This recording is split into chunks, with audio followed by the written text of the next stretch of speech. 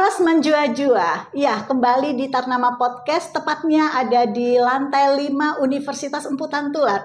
Dan kembali topik yang menarik hari ini, kedatangan seorang ibu rumah tangga full dengan pekerjaan dan aktivitasnya. Hari ini kita akan mengupas tentang perempuan Batak mengalami perubahan yang sangat lokomotif sekali.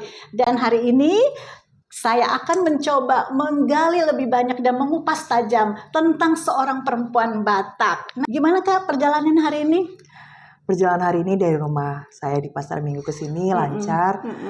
Kalau secara excitement udah mempersiapkan dari kemarin-kemarin ya untuk acara ini. Makasih jadwal ya, Kakak penuh nih, sampai hari ini baru bisa kan jadwal ya. kita. Iya ya, penuh ya. Iya. Memang kebetulan penuh, tapi saya yakin semua dalam pengaturan Tuhan. Saya sampai tempat ini, Kak. Makasih ya. Siap Kakak. Nah, kita ini ada di Tarnama Podcast loh Kak ya. Oke. Nah, hari ini saya tuh mau berbagi tentang perempuan Batak yang hebat seperti Kakak. Nah, kenapa saya katakan hebat? Karena Kakak luar biasa sekali loh ya. Oh gitu. Iya, yang pertama dengan keteguhan dan ketegaran Kakak mengalami dinamika hidup yang sangat ya cukup dikatakan sangat menangis gitu loh Kak ya. Tetapi gitu ternyata ya. hari ini Kakak tegar menghadapinya dan sampai di Tarnama Podcast ini.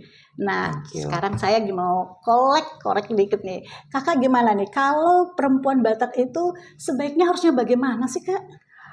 Oke, harus bagaimana ya? Kalau secara perempuan, secara naluriah, secara alami perempuan ya, dimulai dari zaman kita single, kemudian berumah tangga dan diberi keturunan, semua tuh ada prosesnya, ada masanya ya. Kalau misalnya tadi Kakak bilang saya perempuan tangguh, saya belum tahu apakah saya cukup tangguh ya. Tapi ketika saya berjalan dalam proses saya sampai hari ini, memang yang terbesar adalah saya baru berduka gitu ya. Mungkin kaitannya ke situ ya. Iya. Karena kalau dari saya pribadi, karena memang saya berduka, tapi saya tetap bergerak, itu aja. Kalau perempuan, apa tadi pertanyaan? Perempuan Bataknya ya. Oke, perempuan Batak ya. Saya mengingat mama saya aja deh ya. Iya. Biasanya kan kita meniru orang tua kita. Orang tua saya kan Batak ya, mama saya baru Raja Guguk ya. Beliau itu orangnya tangguh sekali. Dari beliau lah saya belajar bagaimana saya tetap dengan segala sesuatu, saya tetap bergerak. Bagaimana mama saya dulu bergerak. Tidak berhenti di tempat. Ketika saya menghadapi duka, saya tahu belum melewati duka ini ya, tapi saya menjalani menghadapi duka dengan mengisi apapun yang saya bisa lakukan sesuai dengan kemampuan saya. Hakikatnya perempuan Batak kan sama seperti perempuan umumnya ya, dan perempuan Kristen nih lebih spesifik, bahwa kita perempuan Batak memang sudah terbiasa hidup dalam kedisiplinan dan memang tangguh secara naluriah, secara alami. Itulah perempuan Batak menurut saya yang ya. hebat berarti ya, kayak orang Batak itu hebat banget loh ya. Iya, bangga ya kita bangga ya. Kakak bangga nggak? Bangga kan? Bangga More than bangga banget. Kakak maaf Kak, kalau ditinggal sama suami itu baru tahun ini atau bagaimana nih Kak? Beberapa bulan yang lalu ya, sekitar 7 bulan yang lalu. 7 bulan yang lalu ya, tegar dan sangat luar biasa Kakak bisa hadir di sini. Putri-putrinya? Kami ada satu boru, boru sejabat ya, kelas 8 SMP, umur 13 tahun, perempuannya. Iya. Karena kalau saya dengar dari informasi dari luar nih ya Kak, ya banyak sekali yang bicara kalau Kakak ini juga seorang aktif di kegiatan-kegiatan di luar ya, sebagai make up artist juga ya Kak Iya, make up artist juga ya. Dan ada masa bersama dengan almarhum, selalu bersama memberikan kegiatan-kegiatan positif, memberikan penyuluhan ya, tidak hanya di lingkungan sekitar tapi di gereja juga ya Kak ya. Iya. Bisa tahu Kak pengalamannya seperti apa ini? Oke, saya ini orang penata rias dari tahun profesional dari tahun 2009. Jadi udah 16 tahun ya. Terus memang perjalanannya saya ini orang seni banget gitu ya. Jadi itulah membuat saya bersyukur Tuhan menjadikan saya kuat ada darah seni saya yang kuat. Jadi saya tidak terlalu meratap, tapi saya tetap berpikir secara logis dan using my common sense untuk tetap dinamis bergerak. Waktu bersama suami saya, beliau itu kan, dia itu kan itu pokoknya suami yang paling keren sedunia lah ya. Selalu didampingin berarti nih Kak? Iya, karena suami saya kerja kan pindah-pindah ya di kementerian. Oh, di kementerian. Ya, waktu itu di ATR BPN. Jadi banyak pindah ke daerah-daerah. Oh, Kakak ikut serta juga ya? Iya, ikut. Nah, dalam pelaksanaannya itu biasa kalau saya tuh memang seneng ya berbagi, dan suami saya tuh support banget. Jadi kita kayak saya di CPD yang saya bisa ini kan menata rias sama public speaking. Jadi saya banyak ngelatih ibu-ibu di daerah itu, ada kelas make up, terus ada kelas public speaking supaya ibu-ibu di daerah tuh udah terbiasa di depan orang-orang umum tuh nggak grogi. Jadi itu yang saya kerjakan secara kontinu sampai suami saya pindah ke pusat lagi ke Jakarta dan berdiri. Tapi bertahun-tahun saya melakukan itu untuk mengikuti pergerakan dinamis suami saya sebagai seorang yang memang punya hati untuk melayani. Menarik sekali tadi Kakak bercerita kalau Kakak memberikan pelatihan-pelatihan make up ya, kemudian public speaking. Artinya kita perempuan Batak ini tidak hanya di rumah saja sebagai ibu rumah tangga ya begitu ya Kak ya. Dan kita punya terobosan lain yang bisa membangkitkan semangat di keluarga kita. Contohnya tadi Kakak di public speaking memberikan kegiatan-kegiatan pada warga atau masyarakat sekitar ya Kak ya. Kalau itu di setiap daerah Kakak memberikan penyuluhan atau memberikan workshopnya nih Kak? Workshop. Jadi kalau di daerah ngikutin suami saya kerja ya, jadi kita supaya lebih pemberdayaan ini resmi ya di kantor suami. Jadi kita manggil ibu-ibu ya untuk di situ kita bikin workshop. Jadi praktek, dan mereka tuh seneng banget. Ya memang kalau secara aktivitas memang banyak di luar rumah. Ya memang seperti itu harus ya. Nggak ada pilihan, nggak mungkin datang ke rumah. Tapi selama saya berkiprah untuk empowering banyak perempuan, khususnya perempuan ya, tidak ada laki-laki ya, saya senang sekali karena kan semakin sering saya memberikan pelatihan, pemberdayaan, saya juga semakin berlatih gitu, semakin jadi baik gitu. Ada kepuasan ya Kak ya, ada kepuasan kalau kita itu sudah berbagi kepada orang lain ya, ya gitu. Tentu ada hasilnya ya Kak ya, hasil dari mereka itu tercipta wujud nyata dari pelatihan yang Kakak beri tentunya. Oh ya, jadi ibu-ibu itu yang di daerah itu mereka jadi saya latih untuk kalau misalnya ada acara, biasa kan kita nge-MC ya. Cara menjadi digen kayak gitu ya. Jadi ya, Kak, ya. Mereka mempunyai ilmu baru dan mereka senang sekali karena sesuatu yang mereka belum pernah alami ya. Mereka pikir kalau yang kayak gitu udahlah, nggak usah lah yang lain aja. Tapi mereka jadi punya bagian kesempatan untuk melakukan hal yang seperti itu. Yang mereka juga nggak pernah terpikir. Gitu. Iya. Kalau untuk pelatihan make upnya Kakak memberikan kegiatan juga ya di lingkungan sekitar ya. Iya, jadi sama workshop juga bentuknya. Jadi saya melatih. Saya tuh kalau make up ya, membuka kelas itu biasanya disertai dengan bukan sekedar teknis, tapi merubah cara pandang dari yang fundamental bahwa perempuan itu mau kulit apapun cantik, nggak mesti harus warna tertentu. Iya. Jadi membuka cara pandang yang saya latih gitu. Pernah nggak menerobos di era digital? Mungkin Kakak memberikan tentang penyuluhan secara online atau bagaimana? Oke. Ini lain hal ya. Lain hal. Jadi kalau menggunakan online ya, saya sih prefernya yang offline. Karena langsung ya Kak langsung, ketemu ya. Ya karena kontak mata, mau menyentuh kulit kalau untuk kelas komunikasi komunikasi itu jauh lebih efektif daripada saya harus online ya. Karena kurang efektif sih ya kalau buat saya untuk ke orang-orang yang saya berikan pelatihan. Iya, memang mungkin Kakak memang fokusnya memang diberikan pelatihan secara langsung kepada masyarakat ya Kak ya, supaya Kakak bisa melihat ini sebenarnya anak fokus atau tidak, kemudian dia mampu atau tidak, kali begitu ya Kak ya. Karena kan yang kita berikan adalah kan teknik, betul. Terus memang harus tetap lihat mata, jadi kalau saya pernah coba sekali online tapi nggak efektif buat sayanya ya, jadi saya lebih capek dulu ya. Apalagi zaman-zaman COVID itu memang permintaan kelas untuk kelas komersial ya tuh tinggi sekali, tapi tunggu ada masanya, dan saya memang cukup banyak menolak waktu zaman COVID untuk kasih kelas begitu ya Kak. Nah Kak, perempuan Batak ini kan dikenal memang tipe-tipe atau mempunyai sifat yang cukup bisa dikatakan juga kan keras ya Kak ya, kadang keras ya Kak ya, dan saya akui juga seperti itu, kadang kita keras gitu. Di sudut pandang Kakak nih, perempuan Batak itu ada nggak sih di sisi kelemahannya, kelemahan dari seorang perempuan Batak itu? Dari sisi keras ya, mungkin kita perhalus lah ya, mungkin kita cenderung orang suku lain melihat kita lebih tegas ya. Tegas. Kalau tegas ya itu tadi, kita kan menurun dari opung, dari mama ke kita ya. Mama saya ini kebetulan orangnya tuh sangat lembut. Kak, tantangan perempuan Batak ini kan sebenarnya cukup tersorot ya. Apalagi kalau maaf ya Kak, aku nih dulu pernah di Lagu Boti loh Kak ya. Lingkup di sana itu kan cukup perempuan-perempuan Batak yang sangat tegar gitu menghadapi segala apapun itu, dan pekerja keras. Nah, di pandangan Kakak ini, tantangan keras seorang perempuan Batak itu di dalam kesenjangan sosial nih Kak, bagaimana nih Kak?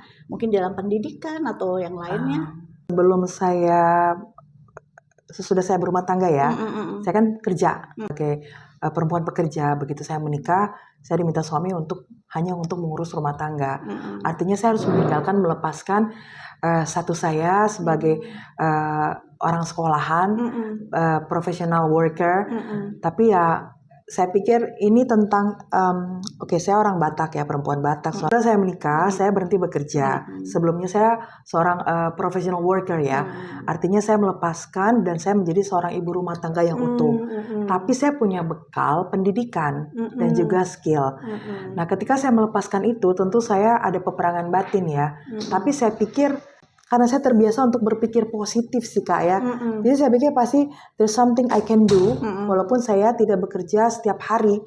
Jadi dari sisi kesenjangan, saya harus berpikirnya kesenjangan itu mungkin kesenjangan berpikir atau bagaimana. Karena gini Kak, kita hidup sederhana ataupun kita hidup lebih. Kak. Tapi yang utama adalah cara pandang kita melihat di sekeliling rumah tangga kita tuh seperti apa. Misalnya begini, seorang ibu rumah tangga buat saya harus punya sesuatu, harus punya skill, supaya ketika dia dihadapkan dengan kesulitan ekonomi, dia punya akal lebih untuk melakukan sesuatu, menambah perekonomian keluarga.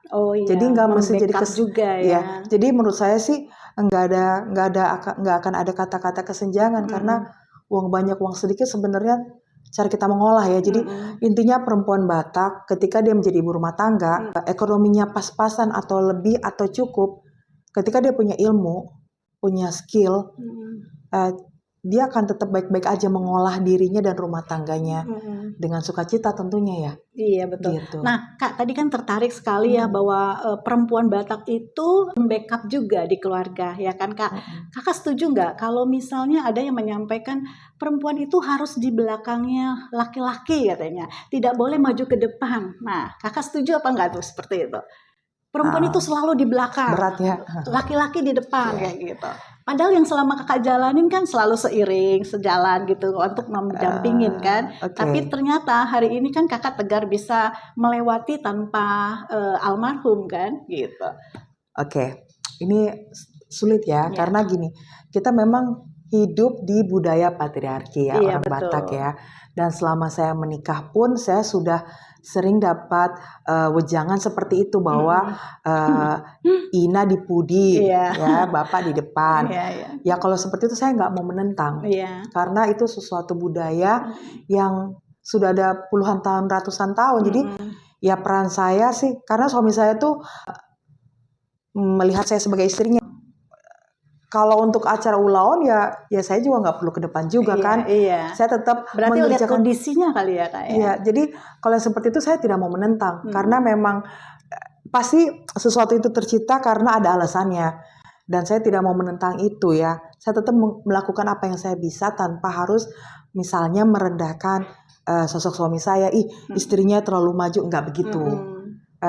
Pintar-pintar aja melentur kalau memang kita harus ada di acara adat yang memastikan bahwa akaina ikut dipudi gitu. Iya, karena kan pada dasarnya gini ya Kak, kita ikut acara adat nih contohnya ya Kak, adat. Nah suami kita itu kan berhalangan, artinya kan kita yang maju ya Kak ya. Akhirnya kita yang maju, laki-laki atau suami itu tidak ikut serta. Nah, berarti tidak ada perbedaan sebenarnya, tidak ada perbedaan. Tetapi menurut orang Batak, memang seorang laki-laki itulah yang memang harus di depan, ya kan, di depan. Tetapi perempuan bisa maju di depan jika ada sesuatu atau mungkin suami atau laki-laki tersebut tidak bersama dengan kita. Ya, saya setuju seperti itu karena saya juga suaminya di luar Kak, ya Gitu kan. ya. Jadi artinya saya yang mencoba melewati ini dengan sendiri gitu. Tapi pada saat suami ada, maka kita beriring seperti kakak kan ada si Amang terus bersama-sama gitu. Nah Kak, sebagai perempuan yang mempunyai iman Kristen yang kuat, kita menjadi garam dan terang, katanya begitu. Garam dan terang. Saya rasa kakak sudah sangat luar biasa loh ya. Pengalaman kakak memberikan sebuah ilmu, memberikan kegiatan pengalaman kakak di dunia ini ya, yang cukup berbagi kepada masyarakat ya, menjadi garam dan terang buat dunia. Alangkah indahnya nih Kak, seandainya kakak pun mau memberikan sebuah sumbangsi pemikiran buat budaya Batak nih, tidak hanya kakak sebagai make up artist ya kan, ataupun kakak sebagai orang yang figur yang untuk memberikan pelatihan public speaking gitu, tapi terpanggil nggak sama kakak, misalnya kakak terlibat di dalam gereja-gereja yang memberikan sebuah kegiatan rutinitas kepada ina-ina atau bagaimana, atau memang sudah pernah dijalanin Kak? Kalau bagian saya ya kalau dipanggil beberapa gereja sudah ya Kak ya, untuk memberikan pelatihan. Balik lagi skill yang saya punya ya. Kalau misalnya secara perempuan Kristen, karena basicnya saya ini memang senang melayani sih.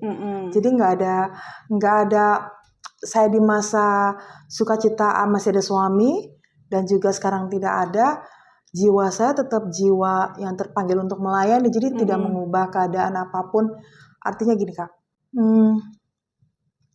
kalaupun saya misalnya dalam sepanjang hidup saya diberikan kesempatan sama Tuhan untuk melayani di gereja atau di luar gereja, saya pasti bilang iya, karena itu panggilan. Terpanggil gitu. dengan sendirinya ya Kak ya. Berarti perempuan Batak ini sama seperti di dalam Alkitab itu seperti Deborah, Maria, Esther gitu ya Kak ya, yang mempunyai keteladanan sendiri gitu, keteladanan sendiri. Dan kita ini Deborah dan Esther dan Maria loh Kak ya. Dan aku melihat kakak begitu mirip banget seperti hal-hal yang ada di Alkitab, Deborah, Esther, Maria ya kan, berat sekali nih. Berat sekali sebenarnya enggak sih ya, karena ya itulah kita orang Kristen ya, karena kita punya figur Tuhan Yesus yang benar-benar figur pelayanan, figur melayani dan figur mau merendahkan hati. Jadi udah membiasakan karakter seperti itu, nggak lebih dari itu. Jadi kalau misalnya saya sepanjang hidup saya sampai hari ini Tuhan bikin saya figur perempuan yang mungkin kakak lihat tangguh, tapi percayalah di belakangnya pergumulannya begitu besar dan banyak ya. Balik lagi saya memilih untuk tidak untuk cengeng, tidak untuk tidak larut dengan masalah atau apa ya, saya bukan ya cukuplah di kamar saya aja gitu ya. Tapi begitu saya keluar, gimana caranya supaya saya bisa menjadi orang yang berkat gitu aja. Anything that I can do. Karena kalau saya harus membawa kesedihan-kesedihan saya sia-sia, saya nggak merasa saya hidup kalau saya hanya membawa kehilangan pasangan tuh berat banget ya. Nggak akan bisa digantikan apapun juga. Tapi karena saya ini seorang ibu, saya harus bisa menjadi figur buat anak saya. Kalau saya tidak bisa menjadi figur buat dia, maka saya bertanggung jawab besar untuk masa depan dia nanti. Gitu. Jadi itulah membuat saya, mungkin Kak Serapina melihat saya seperti ini, ya semua karena kasih karunia Tuhan dan karena saya mau. Itu aja. Terpanggil ya Kak ya, terpanggil, dan memang harus dilewati masa-masa kritis kesedihan ya, dan aku melihat kakak tegar sekali. Padahal aku baru hari ini loh ketemu sama kakak Kita ya. baru ketemu ya. Iya. Iya. Tapi aku melihat sosok yang aku bisa jadi inspirasi aku gitu loh. Kakak tegar dan berdiri seperti ini sudah luar biasa ya. Gitu. Ya selain karton Yesus ya, saya bersyukur sekali. Saya ketemu dikirim Tuhan orang-orang, bahkan sahabat-sahabat suami saya ya. Sahabat-sahabat saya tuh mereka tuh bener-bener, ayo Tas, lo oke lah lo sedih tapi kita harus bergerak terus ya Tasya. Jadi mereka yang kirim saya job, mereka yang meminta saya untuk. Kakak MC juga ya kayak Ya, aktif saya juga MC ya. MC itu udah lama sebenarnya. 2005 lah saya MC itu ya. Saya bilingual. Saya bilingual MC. Saya biasa dulu ya waktu kerja di Telkom Bandung dulu. Memang untuk seminar internasional. Nah, jadi saya waktu itu bilang sama suami saya, aduh saya punya kaul, saya pengen jadi tukang make up. Saya bilang begitu. Kata suami saya, ya oke. Jadi suami saya itu memang pada masa hidupnya orang yang sangat support in everything saya lakukan. Orang yang luar biasa, yang membuat saya tuh benar-benar perempuan secara utuh.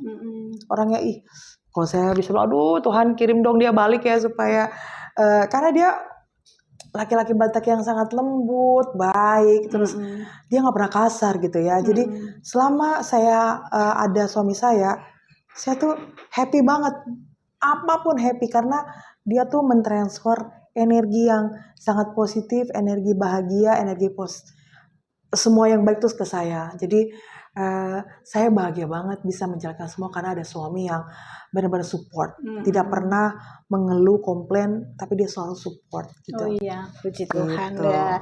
Kak, aku mau sedikit lagi mau tanya sama kakak deh, terkait tentang tindakan kekerasan terhadap perempuan dan anak gitu, yang sering kali terdengar di Undang-Undang Nomor 8 Tahun 2011. Ya kita ketahui ya, bukan orang Batak aja kata orang kasar gitu, padahal hati orang Batak itu kan halus ya. Banyak sekali juga di media itu suaranya lebih banyak terjadi kekerasan terhadap perempuan dan anak itu adalah dari orang Batak, padahal nggak juga gitu loh. Nah, menurut kakak gimana nih Kak dari sosok seorang perempuan Batak gitu, karena kakak sendiri nggak pernah merasakan kan, tidak pernah merasakan si almarhum mengasari kakak kan. Nah, sama kita atas dulu Kak. Nah, jadi kita itu bangkit karena apa? Karena ya lingkungan kita dan kita terpanggil seperti itu. Menurut kakak gimana Kak? Kekerasan terhadap perempuan dan anak ini Kak.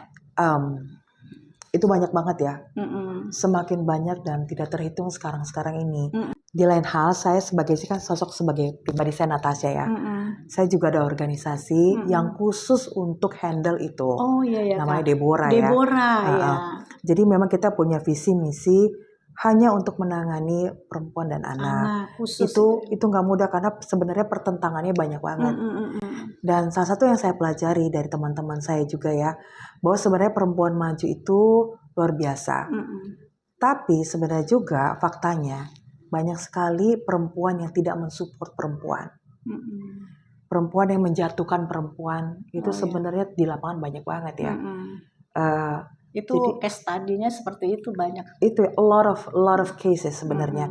Jadi yang saya kerjakan di sisi lain di organisasi kami perempuan ini ya, bahwa kita tuh harus jadi contoh nyata bahwa kita woman support woman itu jangan jadi jargon aja. Bahwa kita do the same thing. Pada saat kita melakukan sesuatu, kamu harus bisa bahwa lawan di depan kita perempuan tuh harus benar-benar sama, bahwa kita mensupport. Terus bagaimana nanti perempuan-perempuan yang tidak hanya di rumah aja tapi dia bisa menjadi tokoh politik, orang-orang yang berkiprah di dunia politik, atau misalnya menjadi wakil-wakil rakyat. Nah, kita perempuan punya kapasitas luar biasa. Asalkan kita tahu juga kalau kita perempuan nih, ya support sesama kita yang memang punya kemampuan luar biasa di berpolitik ya, kemampuan untuk bisa sebagai pemimpin di hal tertentu, sebagai pengajar seperti kakak ya. Jadi kita sendiri loh, teman-teman kita sesama perempuan saling merangkul ya Kak ya. Ya, dan memberi semangat. Jangan sampai ada lagi perempuan jatuh karena dijatuhkan oleh temannya sesama perempuan. Nah, kita punya misi dan visi juga kontekstual tentang itu, dan kita khusus itu Kak ya, khusus ya perempuan dan anak ya. Terus kita juga ya gimana ya, memang puji Tuhan kita tuh memang punya kesamaan visi bahwa kita harus berkontribusi very positif untuk apa yang kita lakukan. Masa kita kan sementara.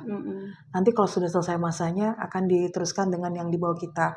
Jadi mumpung sekarang masih bisa, kita tetap melakukan kontribusi positif yang kita mampu, dan itu dilakukan dengan sungguh-sungguh. Iya. Gitu. Mengaitkan dengan gereja ya Kak ya. Gereja itu sekarang kan lebih banyak kegiatan-kegiatan dari para ina ya, para remaja Nakoso Bulung yang perempuan-perempuannya juga aktif gitu ya.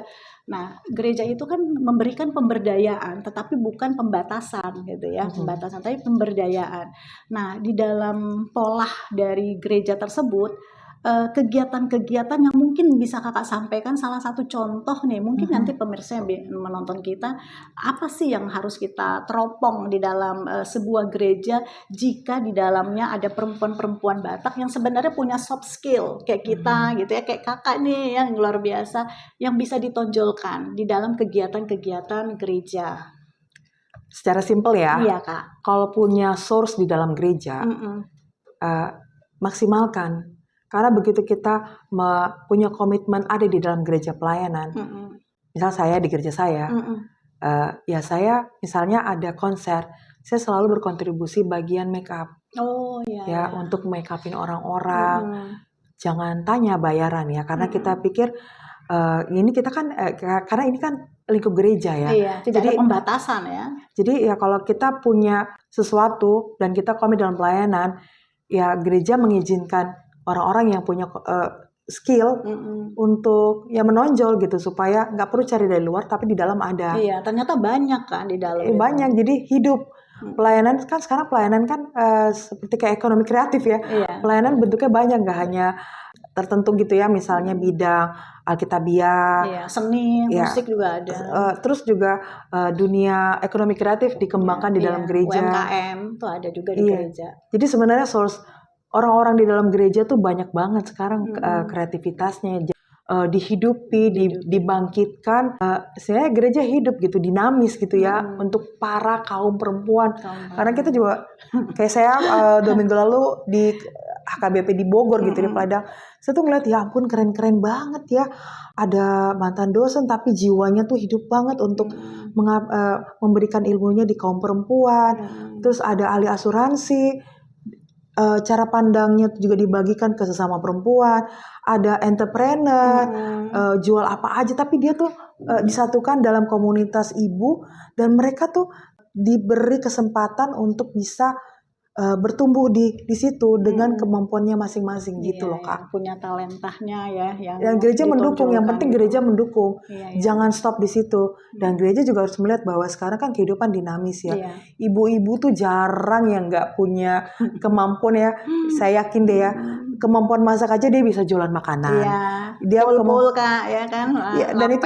Dan itu tuh semua dikembangkan. Kalau dulu kan ya udah sebatas itu, kalau ada tamu kasih makan udah.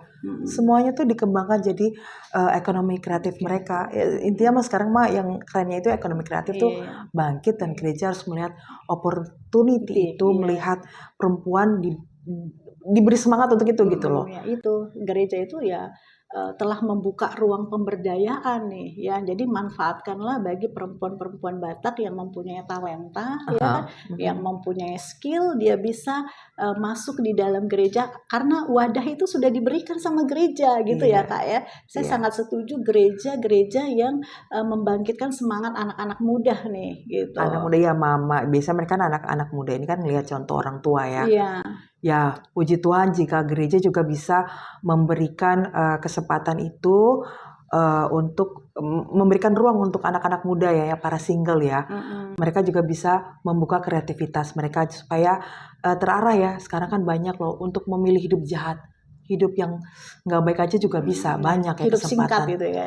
Ya, banyak loh kesempatan. Tapi kalau gereja bisa melihat dan menjaga anak-anak mudanya untuk di ruang di dalam lingkup gereja, maka saya yakin ya kejahatan di masa muda itu bisa jauh lebih minimalis kalau gereja bisa merangkul dan memberikan ruang di gereja. Iya betul-betul gitu. Kak, saya sangat setuju sekali gitu. Nah Kak, mengaitkan dengan pendidikan nih Kak, karena kebetulan Universitas Semputan Tular ini kan memang di wadahnya pendidikan. Saya sedikit menyambung dari apa yang Kakak sampaikan, bahwa Kakak itu turun di lapangan tidak hanya di gereja-gereja ya Kak ya, di wadah-wadah masyarakat sekitar juga seperti itu. Menurut Kakak, pandangan Kakak, pendidikan ini kan sebagai seorang perempuan Batak sebenarnya sangat diperlukan ya, tidak hanya laki-laki saja untuk mendapatkan pendidikan. Kalau dari teropong mata Kakak nih, pendidikan yang bagaimana sih yang harus layak dipilih atau yang diambil oleh seorang perempuan Batak? Kadang dia tamat SMA atau SMK dia tidak mau kuliah, stop gitu ya. Sudahlah, saya mau cari uang saja katanya gitu. Menurut Kakak perlukah dia melewati lebih tinggi lagi pendidikan atau bagaimana? Kalau buat saya perlu banget dong. Perlu Kita ya, kan Kak? kita ini kan jenjang pendidikan terus bertahap kan untuk mengembangkan intelektualitas kita ya. Iya. Ya kalau misalnya sekarang nih di dunia teknologi yang sangat canggih yang nggak bisa kita batasi, kalau kita nggak punya cara pandang, intelektualitas kita juga terbatas, ya rugi banget. Dan itu semua ya memang harus sekolah. Saya juga punya guru, gimana pun caranya dia harus sekolah tinggi, entah pun dia jadi ibu rumah tangga, Iya. tapi cara pandang dia yang luwes, menjadikan dia ibu rumah tangga yang berbeda nanti Iya, gitu. betul. Jadi ya harus sekolah lah. Iya, punya pola sendiri ya Kak ya, Kan karena mama kita pengetahuan. orang Batak itu kan terkenal kan, gimana pun caranya anaknya harus sekolah. Sekolah. Itulah kehebatannya orang Batak. Kayak mana pun caranya anakku harus sekolah. Walaupun aku misalnya cuma jualan lapet misalnya ya harus sekolah, intinya nggak ada kata lain, itu udah harga mati harus sekolah gitu. Karena mama dulu begitu Kak, berjuang untuk anaknya loh ya, berjuang untuk anaknya. Kamu kuliah ya katanya gitu, walaupun duitnya dari mana aja itu dapat aja kayak gitu. Itulah kemurahan Tuhan kepada setiap ibu-ibu yang berjuang di luar sana, dan saya merasakan itu gitu, dan saya sangat merasakan itu. Nah Kak, kan ada gereja yang memberikan wadah gitu ya, memberikan wadah atau pemberdayaan tidak dibatasi kepada perempuan-perempuan ya, memberikan tempat ini untuk memberikan aktivitasnya di gereja. Nah, sama dengan halnya setiap universitas Kak, yang pemimpinnya orang Batak khususnya selalu juga memberikan wadah kepada orang-orang Batak Kak. Contohnya dengan program-program beasiswa dia berikan kepada masyarakat Batak, khususnya orang Batak. Dia memberikan diskon, memberikan program beasiswa kayak gitu. Sebenarnya menurut pandangan Kakak bagaimana itu? Tertarik nggak kayak gitu Kak? Bagus nggak sih kayak gitu?